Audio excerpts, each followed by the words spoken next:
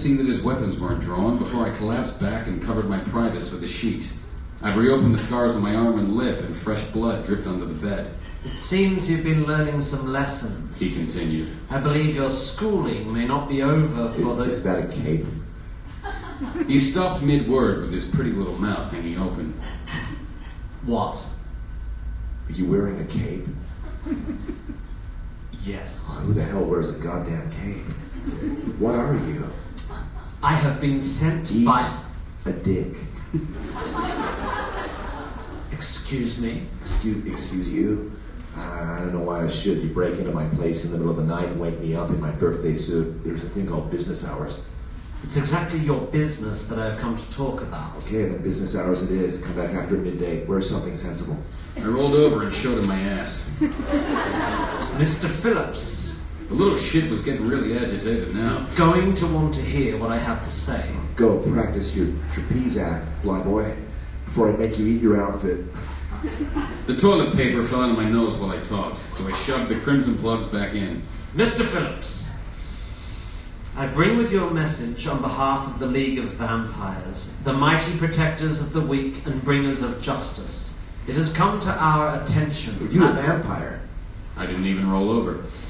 It has come to our attention that... You're just a messenger, right? That's what you said? I come on behalf of the League of... But you're not a vampire.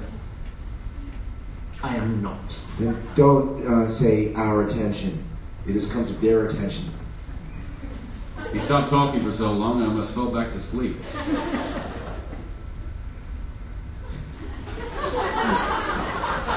Can you choose that? Can you sit back a couple times? It has come to their attention that you have been investigating the disappearance of a member of the blood race. We have been watching... They have.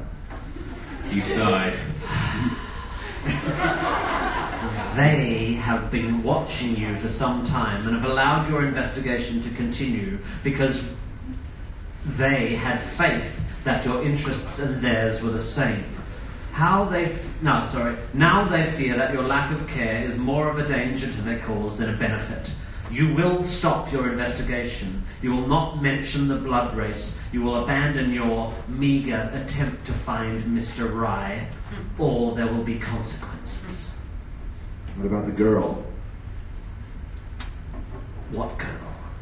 I rolled over and plucked the paper from my nostrils. Yeah, they didn't tell you everything, did they, kid? A girl is missing. And a ticking in my brain tells me it isn't a coincidence. The League hasn't even mentioned her, have they? They're just looking out for their own. The doubt that washed over the kid's face was easier to read than first-grade homework.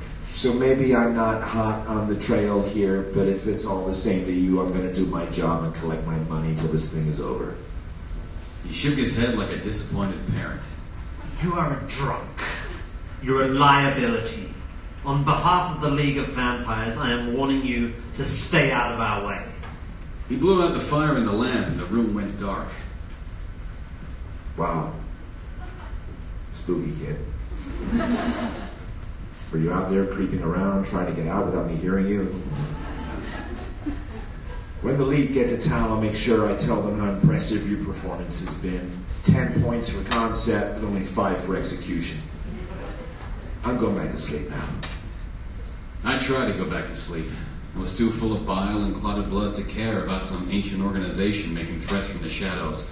But I knew I'd skipped over something, somewhere, while my mind had been dealing with grudges and rot gut instead of missing old men and runaway girls. Up in the sky, somebody turned on the rain real hard. It clamored on the window like an untrained drummer trying to get my attention. But my mind was back in the old days, before I made so many mistakes. Team Minchin and Toby Schmitz, everyone. Let's get a drink. We'll come back. See if you guys have some questions.